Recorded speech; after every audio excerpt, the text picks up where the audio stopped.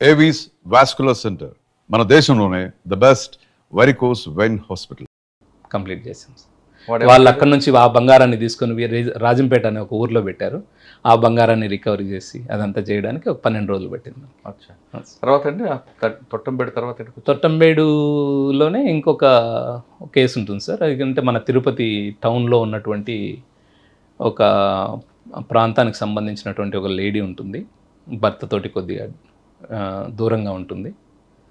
పెళ్ళైన తర్వాత ఏదో వైవాహిక జీవితంలో వచ్చినటువంటి ఇబ్బందులతోటి ఆ క్రమంలో కొద్దిగా ఆమె అక్కడక్కడ బయట వెళ్ళడం ఇలాంటి చెడు పనులు చేస్తూ ఉంటుంది. ఆ క్రమంలో ఏపీఎస్పీ వెంకటగిరి బెటాలియన్లో పనిచేస్తూ అక్కడ రిమూవ్ ఫ్రమ్ సర్వీస్ అయినటువంటి ఒక ఏపీఎస్పీ కానిస్టేబుల్ ఒక అతను వీళ్ళకి పరిచయం అవ్వడం. ఈమెకి ఆమె దగ్గర ఉన్నటువంటి బంగారము దాన్ని తీసుకొని క్యాష్ చేసుకోవాలన్న ఉద్దేశంతో ఆమెను చంపడం. అదే మళ్ళీ తెలుగంగ కెనాల్లో వేయడం. 2013 మే నెలలో అతను వాటర్ ఉన్నదని శవం విసురుతాడు. వాటర్ లేక ఆ శవం అక్కడే ఉండిపోవడం. తెల్లారి చూసుకోలేదు సార్. అది మళ్ళీ మార్నింగ్ కాసరం అనే గ్రామానికి సంబంధించినటువంటి సర్పంచ్ కాల్ చేయడం, మేము వెళ్ళడం, దాన్ని బయటికి తీయడం, ఫోటోగ్రఫీ అంతా నీట్గా చేయించి బాగా పబ్లిసిటీ ఇవ్వడం, ఆమెను కనుక్కొనడం, వాళ్ళ పేరెంట్స్ వాళ్ళందరూ కనుక్కోవడం, వాళ్ళు వచ్చిన తర్వాత కంప్లైంట్ తీసుకొని ఈమె మొబైల్కి సంబంధించినటువంటి డాటాను కానీ ఎందుకు ఈమె ఎవరు చంపి ఉండొచ్చు అనేది ఇదంతా బ్యాక్ ఎండ్లో అంతా వెరిఫై చేస్తే ఒక 5 మంది ముద్దాయిలు ట్రేస్ అయ్యారు సార్. వాళ్ళల్లో ఒక్కొరిది ఒక్కో రకమైనటువంటి స్టోరీ. చివరికి 5 మందికి జీవిత ఖైదు పడింది సార్. దాంట్లో ఇది సూపర్ అండి. 5 కలిపి చేశారా? 5 కలిపి చేశారు సార్. అంటే ఈ బండి ఏపీఎస్పీ కానిస్టేబుల్, సస్పెండెడ్ కానిస్టేబుల్ కాకుండా మరో నలుగురు ఉన్నారు. వివరాలలోకి వెళ్తే సార్, ఈ ఏపీఎస్పీ కానిస్టేబుల్ ఎవరైతే ఉన్నారో తను ఒకరోజు ఒక లాడ్జిలో ఒక వేశ్యతో కలుస్తాడు సార్. ఆమెకి చెప్తాడు నీకు లైఫ్ ఇస్తానని చెప్పి తీసుకొని పోయి సపరేట్గా ఒక రూమ్లో పెట్టుకొని ఒక సంసారం రన్ చేస్తూ ఉంటాడు. అదే కాకుండా అతను చేసినటువంటి కొన్ని చెడు పనులతోటి అతన్ని రిమూవ్ చేసేశారు బెటాలియన్లో. అతను ఏం చేశాడు, హోంగార్డ్స్ ఇప్పిస్తానని, హోంగార్డ్ ఉద్యోగాలు ఇప్పిస్తాను, నాకు పోలీస్ శాఖలో పలుకుబడి ఉందని, చాలామంది ఆఫీసుల దగ్గర నాకు పలుకుబడి ఉందని చాలామంది అతనికి తెలిసిన ఫ్రెండ్స్ క్లాస్మేట్స్ దగ్గరనే చాలామంది దగ్గర లక్షల డబ్బులు వసూలు చేసి ఉంటాడు. ఈ క్రమంలో ఏం చేస్తాడంటే ఆ భార్య ఎవరైతే అతను చేసుకున్న వేశ్య ఉన్నదో ఈ ఉన్న డబ్బులంతా కరిగిపోవడం, చివరికి మళ్ళీ ఆమెతో ప్రాస్టిట్యూషన్ స్టార్ట్ చేస్తాడు. ఈ క్రమంలో విక్టిమ్ ఎవరైతే ఉన్నారో ఆ లేడీకి సంబంధించినటువంటి కాంటాక్ట్ నుండి ఎవరన్నా వస్తే ఈమె కూడా వెళ్తుంది అని చెప్పి ఆమెను పంపి వచ్చే డబ్బులు తీసుకోవడం. అంటే ఒక 2000 అమౌంట్ వచ్చింది అనుకోండి, విక్టిమ్కి ఒక 1000 1500 ఇవ్వడం, వీడు 1500 పెట్టుకోవడం, ఈ విధంగా చేస్తూ ఉన్నాడు. ఈ క్రమంలో ఎక్కడో ఇద్దరి మధ్య కొద్ది డిస్ప్యూట్ వచ్చి ఆమె ఏదో రూడ్గా ప్రవర్తించిందని దాన్ని మనసులో పెట్టుకొని వీడు ఒకరోజు ఆమె బర్త్డేకి గంగమ్మ గుడి ఉంది సార్ మనకి ఇక్కడ, తాతయ్య గుంట గంగమ్మ గుడి, ఆమె స్కూటర్లో పోతూ ఉంటే వీడు వీంతో పాటు ఉన్న ఆ లేడీ ఎవరైతే ఉందో ఆ లేడీ ఇద్దరు చూసి ఇంత గోల్డ్ ఉందా ఈమె దగ్గర, మనం చాలా కష్టాల్లో ఉన్నాము, ఈమెకి ఎవరూ లేరు, ఆల్రెడీ భర్తతో కూడా దూరంగా ఒంటరిగా ఉంటుంది అని ఒక ప్లాన్ వేసి ఈ హోంగార్డ్ ఉద్యోగాలు ఇప్పిస్తానన్న ఫ్రెండ్స్ ఎవరైతే ప్రెజర్ చేస్తున్నారో డబ్బుల కోసం వాళ్ళందరినీ డబ్బులు సెటిల్ చేస్తాను రమ్మని పిలిపించి ఆ లేడీకి వేరే దగ్గర నుంచి చెన్నై నుంచి ఒక పర్సన్ వస్తున్నాడు, అతన్ని మీట్ అయితే మనకి ఎక్కువ అమౌంట్ వస్తుందని, ఆమె నాది ఈరోజు బర్త్డే నేను యాడికి పోనన్నా కూడా బలవంతం పెట్టి అర్ధగంట సేపే టైం అది ఇది అని చెప్పి తీసుకొని వచ్చి ఒక దగ్గర పెట్టి ఫ్రెండ్స్ అందరినీ పిలిచి మీరు ఈ పని చేయకపోతే మీ డబ్బులు రావు, మీరు చేయకపోయినా నేను చేసి మీ పేరు చెప్తాను అని వాళ్ళని కన్విన్స్ చేసి అందరూ కలిసి ఆమెను చంపి. ఎంతమంది అంటే వాళ్ళు? 5 సార్. 3 వాళ్ళు, వీళ్ళిద్దరు 5. Male and female. Male and female ముగ్గురు. ఎవరు ప్రెజర్ ఇస్తున్నారు? వాళ్ళు ప్రెజర్ ఇస్తూ డబ్బులు ఇమ్మని చెప్పి అడుగుతున్నారు. వాళ్ళంతా స్నేహితులే. దాంట్లో ఒక డిగ్రీ చదువుతున్న పిల్లోడు కూడా ఒకడు ఉంటాడు. అయ్యో. వాడి ఇంటి ఎదురుగా ఉంటాడు. వీడు రిమూవ్ అయినా కూడా యూనిఫామ్ వేసుకొని తిరుగుతూ ఉంటాడు. వాడు క్రేజీగా పోలీస్ కదా ఏదన్నా మనకు ఉపయోగపడతాడని తిరుగుతూ ఉంటాడు. వాని హెల్ప్ కూడా తీసుకొని ఆమెను చంపేసిన తర్వాత అక్కడి నుంచి ఆ హోంగార్డ్ ఉద్యోగానికి డబ్బులు కట్టిన వ్యక్తి కారులోనే తీసుకొని ఆమె వచ్చిన స్కూటర్లో ఇతను ముందు పోతూ యూనిఫామ్లో తిరుపతి నుంచి బయలుదేరి రేణుగుంట దాటి ఏర్పేడు దాటి శ్రీకాళహస్తి దాటి టువర్డ్స్ వెంకటగిరి వైపు, అంటే అతను ఆ ప్రాంతం అన్నట్టు, దాంట్లో ఉన్న ఐపీఎస్పీ కానిస్టేబుల్ది బాలాయపల్లి మండలం అతను వాటర్ పోతున్నాయి అనుకున్నాడు. ఈ మధ్యకాలంలో పోయినట్లేడు ఆ కెనాల్ వైపు. సో పైనుంచి ఇసురుతారు మూట అంతా ప్రిపేర్ చేసి చేస్తారు. ఉదయం 10 గంటలకు ఆమె తింపులు వేటప్పుడు చూస్తారు, ఒక పథకం ప్రకారం రాత్రికి చంపుతారు, చంపిన తర్వాత దాన్ని అక్కడ పడేస్తారు. అది వాటర్ లేకపోవడంతో అక్కడే ఉంది. మార్నింగ్ గ్రామస్తులు బ్లడ్ స్టెయిన్స్ ఇదంతా మూటకు ఉండడంతో డౌట్ పడి ఫోన్ చేయడం, మేము పోవడము. ఇంకా మనం కొద్దిగా బాడీ ఐడెంటిఫై చేయాలి. ఫస్ట్ ఐడెంటిఫై చేస్తే సగం కేసు మనకి డిటెక్ట్ అయిపోతుంది సార్. సో దానికోసం అంతా బాగా క్లీన్ చేయించి ఫోటో ఇస్తే న్యూస్ పేపర్లో చూసి ఒక కాల్ వస్తుంది. మేము అందాక దాన్ని ఫ్రీజర్లో పెట్టాము. అంటే అన్నౌన్ డెడ్ బాడీ ఏదైనా వస్తే ఓ 2-3 డేస్ మనం ప్రిజర్వ్ చేస్తాం సార్. ఎందుకంటే వాళ్ళకి సంబంధించిన ఎవరైనా ఐడెంటిఫై చేస్తారేమో అన్న ఉద్దేశం. వాళ్ళు రావడం, వాళ్ళకి చూపించిన తర్వాత వాళ్ళు ఐడెంటిఫై చేయడం, తర్వాత ఇంక ఫర్దర్ ఇన్వెస్టిగేషన్లో మొత్తం ఇదంతా. ఇక్కడ మీకు లీడ్ ఎక్కడ వచ్చిందండి? మనకు phone data sir. Phone data అంటే ఫోన్ డాటాలో కూడా తిరుపతి బస్ స్టాండ్లో ఒక సెల్ ఫోన్ ఎవరో పోగొట్టుకున్న సెల్ ఫోన్ తీసుకొని కాల్స్ చేస్తాడు. కానీ సెల్ ఫోన్ అది కూడా తెప్టేనా? ఫోన్ ఫోన్ తనదే, ఐఎంఈ సేమ్ వస్తుంది, అచ్చా, సిమ్ కార్డు వేరే ఉంటుంది. ట్రై చేశాడు, అంత ఏదో క్లూ దొరుకుతుంది సార్. దొరకకుండా పోయే అవకాశమే లేదు. అందరూ కన్విక్షన్ వచ్చిందంటే 5గురికి జైలు జీవిత ఖైదు పడింది. సూపర్ అండి, ఇది సూపర్. తర్వాత అంటే అక్కడి నుంచి ఎక్కడికి వచ్చారు? నేను తొట్టంబేడులో, దాని తర్వాత శ్రీకాళహస్తి 2 టౌన్ పోయాను సార్. సార్ శ్రీకాళహస్తి 2 టౌన్కి వెళ్ళక ముందు నుండే మీరు మారదాన్ ఉన్నారు, తర్వాత వచ్చారా? లేదు సార్, నేను నా మారథాన్ జర్నీ 2021 నుంచి స్టార్ట్ అయింది. అచ్చా 2009 నుంచి 2021 వరకు సర్వీసులు ఉన్నారు. 21 నుంచి మారదాన్. 21. ఓకే, శ్రీకాళహస్తి 2 అక్కడే ఉందండి మీకు ఛాలెంజ్. అప్పుడు ఎవరు శ్రీకాళహస్తి ఇన్స్పెక్టర్ ఎవరు అప్పుడు? సార్ జగదీష్ నాయక్ గారని డిఎస్పీ ఉన్నారు సార్. సార్ ఇప్పుడు సార్ ఉండేవాళ్ళు. అక్కడే ఛాలెంజ్ ఏం నేర్చుకున్నారు? అక్కడ ఒక మర్డర్ కేసు చేశాం సార్. దాంట్లో కూడా 5గురికి జీవిత ఖైదు పడింది. అదేంటో కేసు అంటే ఇల్లీగల్ ఇంటిమసీ పెట్టుకొని అతన్ని భర్తకు మందు బాగా తాపిచ్చి ప్రియుడితో కలిసి అతని అనుచరులను పెట్టుకొని చంపి ఒక ఆత్మహత్యలాగా చిత్రీకరిస్తారు. ఎలా అండి అది? సార్ శ్రీకాళహస్తిలో ఒక లాడ్జ్లో ఒక మేనేజర్గా పనిచేస్తున్నటువంటి ఒక వ్యక్తి అదే శ్రీకాళహస్తి టౌన్లో వేరే ఉన్నటువంటి వ్యాపారస్తుని భార్యతోటి అక్రమ సంబంధం ఉంటుంది. అతనికి ఉన్నటువంటి భర్తకున్నటువంటి తాగుడు అలవాటుని ఆసరాగా చేసుకొని భర్తను మనం ఎలిమినేట్ చేస్తే హ్యాపీగా ఉండొచ్చు అన్న ఒక కాన్సెప్ట్ తోటి. పిల్లలు 2 పిల్లలు సార్. 2 పిల్లలు ఉండగా ఇంకొక ఆయనతో ఉండడం వల్ల అతనికి పెళ్ళయింది, అతనికి పిల్లలు ఉన్నారు. ఈ క్రమంలో ఒక స్కెచ్ వేసి దాని ప్రకారంగా అతన్ని తీసుకొని పోయి మందు దాపిస్తారు. స్కిట్ అని ఇంజనీరింగ్ కాలేజ్ ఉంది, అక్కడ అతని బండి పడినట్టు యాక్సిడెంటల్గా అతను పడిపోయినట్టుగా క్రియేట్ చేస్తారు. ఒక మార్నింగ్ మనకు కాల్ వస్తుంది, పోలీసులు మనతో అక్కడ పోయి సీన్ ఆఫ్ అఫెన్స్ చూస్తూనే మనకు కొద్దిగా ఇది యాక్సిడెంట్ కేసు కాదు అనేది మనకు ఐడియా వస్తుంది. స్పాట్ చూడగానే ఐడియా వస్తుంది. అంటే వెహికల్ పడిన విధానం కానీ ఆ పర్సన్ పడిన విధానం కానీ ఇదంతా కూడా మనకు కొద్దిగా. ఇంకోటి అతను నోట్లో కూడా కొద్దిగా నురగలాగా రావడం, అంటే పాయిజనస్ ఏదో అతను తాగన్నా ఉండాలి లేదా ఎవరన్నా తాపిచ్చి ఉండాలన్న ఉద్దేశంతో ఈ విధంగా వైఫ్ దగ్గరనే కంప్లైంట్ తీసుకున్నాం. మా దగ్గర ఆమె ఉంది. ఫర్దర్ ఇన్వెస్టిగేషన్ అంతా వెళ్ళాం, అందరూ దొరికారు, పట్టుకున్నాం. అందరికి జీవిత ఖైదు పడింది. ఎక్కడ మీకు లీడ్ ఎక్కడ వచ్చిందండి? Call data. ఆ మాత్రం అంతవరకు బ్రేక్ అవ్వలేదు. ఆమెకి ఏమి తెలియనట్టుగానే ఉంది. చివరికి ఆమెకు కూడా జీవిత ఖైదు పడింది. దాంట్లో ముఖ్యంగా పిల్లల సాక్ష్యం బాగా పనిచేసింది సార్. ఆమె పిల్లలది, చనిపోయిన వ్యక్తి యొక్క పిల్లలు ఎవరైతే ఉన్నారో వాళ్ళు ఇచ్చినటువంటి ఎవిడెన్స్ క్రూషియల్గా పనిచేసింది మనకి. అంటే వాళ్ళు చెప్పడం, ఇతను ఇంటికి వస్తే వాళ్ళను పక్కన పడుకోబెట్టడం, వాళ్ళతో కలిసి ఉండడం, ఇలాంటి అన్ని విషయాలు కూడా పిల్లలు కోర్టులో చెప్పడంతో అది అలాగే మన ఇన్వెస్టిగేషన్ అంతా కూడా కలిసి. ఆ కేసులో తండ్రి చనిపోయాడు, తల్లి జైలుకి వెళ్ళిపోయింది, మన పిల్లల పరిస్థితి ఏంటంటే? ఉన్నారు సార్, వాళ్ళ బాబాయ్ ఒక అతను ఉన్నారు, అతను బాగా రెస్పాన్సిబుల్ పర్సన్, అతను టేక్ కేర్ చేస్తున్నాడు. ఇప్పుడు ఆవిడ ఇంకా జైల్లో ఉందా? ఇప్పుడు లేటెస్ట్గా తెలియదు సార్. ఓకే, కన్విక్షన్ వచ్చింది. ఓకే, ఇంకేమన్నాడు కాళహస్తిలో మీకు? కాళహస్తిలో ఇది చేశాను సార్. తర్వాత కాళహస్తి 2 టౌన్ తర్వాత నాకు ఎలక్షన్ కోడ్ రావడంతో అలిపిరికి వచ్చాను. అలిపిరి కొద్ది రోజులు పనిచేశాను. అలిపిరిలో దాని తర్వాత శ్రీకాళహస్తి రూరల్ వెళ్ళాను, అక్కడ కొద్ది రోజులు ఉండి ఎయిర్పేట్లో మీకు రాజశేఖర్ కరోనా టైంలో చనిపోయారు రాజశేఖర్ సార్. దాని తర్వాత బివి శ్రీనివాసులని ఒక ఇన్స్పెక్టర్ గారు ఇప్పుడు సత్యవేడిలో ఉన్నారు సార్, శ్రీ సిటీలో పనిచేస్తున్నారు.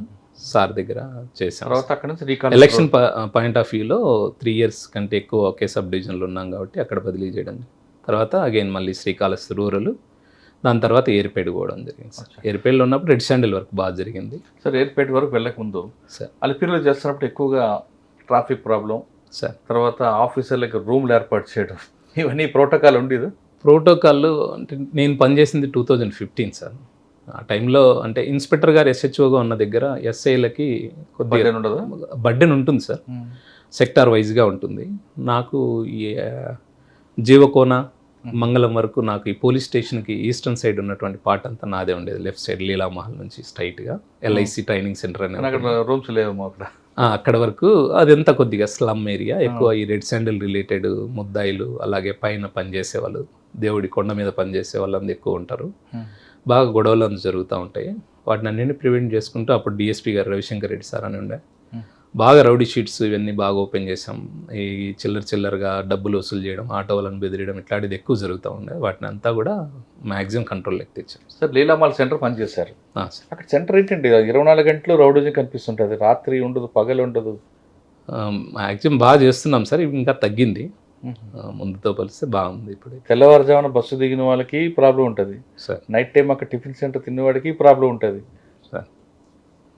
1 or 2 ఇష్యూస్ ఉంటాయి, కానీ ఇప్పుడు బాగా తొందరగా రెస్పాండ్ అవ్వడము, డైల్ 100 రావడము, కమాండ్ కంట్రోల్, 24 గంటలు బీటు, భద్రత, అలాగే రక్షక్ వెహికల్స్, ఈ మూమెంట్ అంతా కూడా బాగుంటుంది సార్. చాలా ఇమ్మీడియట్గా తీసుకుంటాం. ఓకే, అక్కడ నుండి మీరు శ్రీకాళహస్తి రూరల్.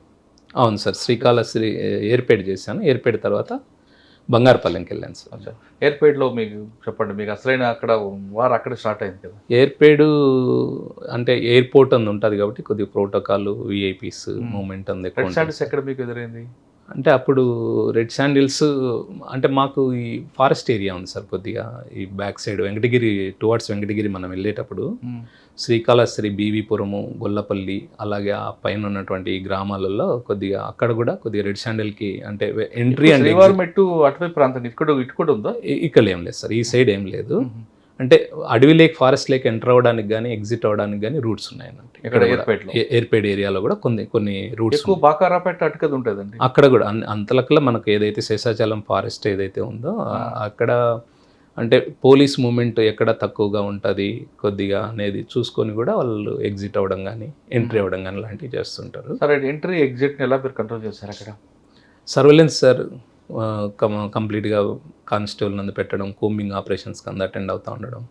వచ్చిన ఇన్ఫర్మేషన్తో ఎయిర్పేడ్లో ఉన్నప్పుడు ఎక్కువ చెన్నైలో ఉన్నటువంటి గోడౌన్స్, దానికి సంబంధించినటువంటి అక్కడ ఎక్కువ సీజ్ చేయడం జరిగింది సార్. అప్పుడు ఉన్నటువంటి ఇక్కడ ఎయిర్పేట్లో పనిచేస్తున్నప్పుడు పుష్ప లాంటి వాళ్ళు ఎవరైనా ఎదురుపడ్డారా? ఉన్నారు సార్. అంటే కొన్ని కేసులలో అరెస్ట్ చేయడం కూడా జరిగింది. అంటే మా పరిధి కాకపోయినా కొన్ని సబ్ డివిజనల్ పరిధిలో ఉన్నటువంటి ఆఫీసర్లు అందరూ ఉమ్మడిగా ఇంతవరకు చూడండి. స్మగ్లింగ్ చెప్పండి, అక్కడ సినిమాలో చూడండి స్మగ్లింగ్ జరిగేది అక్కడ. అంటే సినిమాలో లాగా పోలీసులు చేసినప్పుడు కానీ, పోలీసులు ఎదురుపడ్డప్పుడు కానీ తిరగబడము ఇలాంటిది కొన్ని సందర్భాలలో ఉంటుంది. కొన్ని సందర్భాలలో చాలా క్విక్గా అక్కడ నుంచి ఎస్కేప్ అవ్వడానికి ప్రయత్నం చేస్తారు. ఓకే, నేను అంటుంది అది కాదు.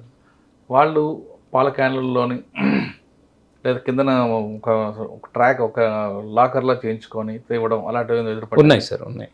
అంబులెన్స్లో తీసుకొని పోయేది లాక్స్ని, అలాగే పాల వ్యాన్లలో అందరూ తీసుకొని పోయేది, ఇలాంటివి. అలాంటి కేసులు కూడా చేసి ఉన్నాము. కాకపోతే నేను చిత్తూరు తాలూకాలో పనిచేసేటప్పుడు అంబులెన్స్ లాంటివి సీజ్ చేసి ఉన్నాము. వాటికి సమాచారం మనకు వస్తుంది. కొద్దిగా టెక్నాలజీ డెవలప్ అయిన తర్వాత మేము కూడా కొన్ని డౌట్ ఉన్న ఇన్ఫర్మేషన్ ఉన్నటువంటి వాటిలో మేము కూడా ట్రాకర్స్ లాంటివి పెట్టి కొద్దిగా తెలివిగా చేస్తే దొరుకుతాయి సార్. లేదంటే అంత ఈజీ అంటే ఎలాగా చెప్పండి ఒకసారి. అంటే మనకు GPS ట్రాకర్స్ ఉంది ఇప్పుడు అవైలబిలిటీ వచ్చేసింది సార్. బాగా మనకు డౌట్ ఉందనుకోండి, ఆ పర్టికులర్ వెహికల్కి మనం GPS ట్రాకర్ని అటాచ్ చేస్తాం. లైక్ అయస్కాంతం లాంటి మ్యాగ్నెట్ పెట్టడం, లేదంటే ఎక్కడన్నా దాన్ని మన ఇన్ఫార్మర్ తోటో లేదా మనమో దాన్ని సెట్ చేస్తాం. కొన్ని వెహికల్స్ ఆ వెహికల్ మూమెంట్స్ని చెక్ చేస్తూ ఉంటాం, మనకు ఐడియా వచ్చేస్తుంది. అంబులెన్స్ ఎలా పట్టుకున్నారు మీరు? అంబులెన్స్ కూడా మాకు ఇన్ఫర్మేషన్ ఉంటుంది సార్. అంటే వర్క్ క్రెడిబుల్ ఇన్ఫర్మేషన్ తోటే చేసాం. ఒక దగ్గర ఆంబుస్ లాగా వేసి బ్లాక్ చేసాం ఎక్కడిదక్కడ. అంటే అంబులెన్స్ వస్తూ ఉంటుంది సార్. మనము యూనిఫామ్లో కనపడ్డా లేదా చాలా హైవేలలో 8 lane హైవేలలో చాలా కష్టం ఉంటుంది. మేము చేసింది 8 lane హైవే అది. అలాంటప్పుడు మనం వెంకటగిరి టు తిరుపతి లేదు sir, Tirupati to Vellore side, Vellore Tamil Nadu. మేము ఆల్మోస్ట్ చిత్తూరు కలెక్టరేట్ దగ్గరలో ఉన్నటువంటి ఒక ఏరియాలో ఎక్కడైతే నేరోగా రోడ్డు ఉందో అలాంటి కల్వర్టు అలాంటివి ఉన్న ఏరియాలు, అంటే వాడికి వేరే ఛాన్స్ ఉండదు, ఇంకా వెహికల్ని సైడ్కి తీయలేకూడదు. అలాగా ఉన్న దగ్గర బ్లాక్ చేస్తేనే మనకు వర్కౌట్ అవుతుంది. అదంతా ఒక జాగ్రత్తగా ప్లాన్ చేసుకోవాలా. లేదంటే వాళ్ళు మనం హిట్ చేసుకుంటూ పోవడమో, లేదా సైడ్ పోవడమో, లేదా మామూలు నార్మల్ జనాలకు కూడా ఒక్కోసారి ఎఫెక్ట్ అవుతుంది. ప్రాపర్టీస్ కూడా కొన్ని ఇళ్ళ లేకందు. అంబులెన్స్ మీరు పెట్టించాడు డౌట్ రాకుండా, వాడికి డౌట్ రాకుండా మీరే ముందు పెట్టారా, లేదా మీకు ఇన్ఫర్మేషన్ వస్తే అంబులెన్స్ మీరు రెడీ చేశారా? ఒక అంబులెన్స్లో వస్తుందని ఇన్ఫర్మేషన్ సార్. దానికి మనం ఏం చేసాం, మన స్టాఫ్ను అక్కడక్కడ పెట్టాం. అంబులెన్స్ వస్తుంది అని మనకు చెప్తూ ఉన్నారు. మేము ఎక్కడైతే బ్లాక్ చేయాలనుకుంటున్నామో ఆ పర్టికులర్ పాయింట్ వచ్చే వరకు వెయిట్ చేస్తాం. వచ్చే ముందు ఏం చేస్తామంటే ఆల్రెడీ మేము కొన్ని లారీలు అవన్నీ తెప్పించి పెట్టుకొని ఉంటాం. అంటే వెహికల్ ఇట్లా రాగానే ముందు వెహికల్ లారీలతోటి బ్లాక్ చేస్తాము, బ్యాక్ బ్లాక్ చేస్తాము. సో మేము పక్కనే ఉంటాము ఆంబుస్ లాగా. ఇమ్మీడియట్గా పోవడం, రష్ అవ్వడం, అందరినీ. దాంట్లో కూలీలు కూడా కూర్చొని ఉన్నారు మేము పట్టుకున్న దాంట్లో. దొంగలతో పాటు కూలీలు కూడా ఉన్నారు. కూలీలు దొరికారు. అంబులెన్స్లో ఎవరున్నారని అడిగారా మీరు? అంత టైం ఉండదు సార్. వాళ్ళకు తెలుసు పోలీసులు ఇంటర్వ్యూన్ అయ్యారంటే ఇంకా కంపల్సరీ రెడ్ శాండిల్ తీసుకుపోతున్నామని తెలిసే వచ్చారనేది వాళ్ళకు ఐడియా ఉంటుంది. ఎన్ని దొరికాయండి దొంగలు? దాంట్లో అరౌండ్ ఒక 50 దాకా దొరికాయి సార్ లాక్స్. ఎక్కడి నుంచి తీసుకొస్తున్నారట వాళ్ళు? అవి మన పాకాల ఏరియా దగ్గర నుంచి మనకు ఇన్ఫర్మేషన్ వచ్చింది సార్. అక్కడ నుంచి మనం చేసాం. కల్లూరు ఆ ఏరియా. ఓకే. శ్రీకాళహస్తి 2 నుండి ఎక్కడికి వచ్చారు? రూరల్ నుండి ఏర్పేడ్కి వచ్చాను సార్. ఏర్పేడ్లో ఉన్నప్పుడు జయలక్ష్మి మేడం గారు ఎస్పీ గారు అందున్నారు, గోపినాథ్ జెట్టి సార్ ఎస్పీ గారు ఉన్నారు. ఆ టైంలో మామూలుగా థెఫ్ట్ కేసులు, ట్రాక్టర్ దొంగతనాలు అలాంటివన్నీ చేజ్ చేసుకుంటాం. కేసులు, law and order issues, airport duties అంతా చేసుకుంటాం. ఇంకా అక్కడి నుంచి నేను డైరెక్ట్గా బంగారుపాలెంకి వెళ్ళడం జరిగింది సార్. బంగారుపాలెంలో 2018 నుంచి చేశాను సార్. ఆల్మోస్ట్ 3.5 years చేశాను నేను. ఏముండండి మీకు బాగా మర్చిపోయిన సంఘటన అక్కడ? బంగారుపాలెంలో నేను వెళ్ళిన వెంటనే అక్కడ క్రైమ్ నేచర్ ఏంటంటే బంగారుపాలెము బెంగళూరుకి హైవే సార్. బెంగళూరుకి ఎక్కువ ఉంటుంది మూమెంట్. అంత మ్యాటర్ ఆఫ్ 2 hours జర్నీ అంతే. బెంగళూరుకి ఎక్కువ మంది అక్కడికి వెళ్ళి వస్తూ ఉంటారు, అక్కడి నుంచి వస్తుంటారు. అది ఇంకా మనకు గేట్వే లాగా. మనం తిరుపతి రావాలన్నా, విజయవాడ రావాలన్నా, వైజాగ్ రావాలన్నా, కలకత్తా వెళ్ళాలన్నా అదే వే ఇంకా మనకి. సో కదా మదనపల్లి మీదుగా అది తక్కువ సార్, చాలా తక్కువ వెహికులర్ మూమెంట్ ఉంటుంది. ఇది ఎక్కువ ఉంటుంది. ఇది నేషనల్ హైవే కాబట్టి రోడ్డు కూడా బాగుంటుంది. మేమున్నప్పుడే కొత్త రోడ్డు వేశారు. అంతకుముందు బాగా రోడ్ యాక్సిడెంట్స్ జరిగేటివి. మేము పోయిన 2018లోనే ఇనిషియల్ స్టేజ్లోనే ఒక బంగారు వ్యాపారస్తులు ఒక 5.5 kg బంగారం పోతుంది మా ఏరియాలోనే. బంగారుపాలెం అవుట్స్కట్స్లో నంది అని ఒక రెస్టారెంట్ ఉంటుంది, A1 రెస్టారెంట్ అనేది, రిలయన్స్ అనే ఒక పెట్రోల్ బంక్ దగ్గర. అక్కడ మేము పోతున్న బ్యాగ్లో ఒక 5.5 kg బంగారం దొంగలించబడింది అని ఒక 2 days తర్వాత, పోగొట్టుకున్న 2 days తర్వాత స్టేషన్ కంప్లైంట్ వస్తుంది.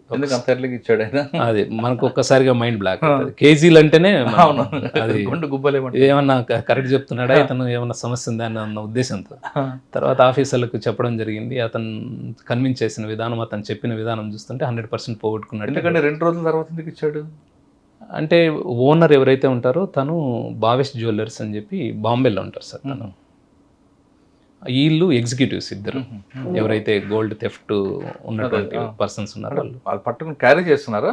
అవును సార్. అది ఎలా జరిగిందంటే, మామూలుగా రెగ్యులర్గా మనకు బంగారము ఏదైనా ఎగ్జిబిషన్ కానీ లేదా షాప్స్కి కానీ వాళ్ళు తీసుకొని పోవాలన్నప్పుడు బాంబే నుంచి ఎగ్జిక్యూటివ్స్ వస్తారు సార్. ఎగ్జిక్యూటివ్ కూడా ఓన్గా క్యారీ చేయడు సార్. వాస్తవంగా మనకి పార్సెల్ ట్రాన్స్పోర్ట్ సిస్టమ్స్ ఉన్నాయి ఇప్పుడు. అంతా కాస్ట్లీ గోల్డ్ కానీ, క్యాష్ కానీ, బంగారం కానీ అదంతా ఆర్ముడ్ ఎస్కార్ట్తోనే వాళ్ళు తీసుకెళ్తారు.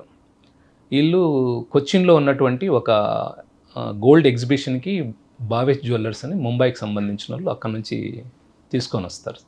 ఇద్దరు వాళ్ళ ఏజెంట్స్ని పంపుతారు.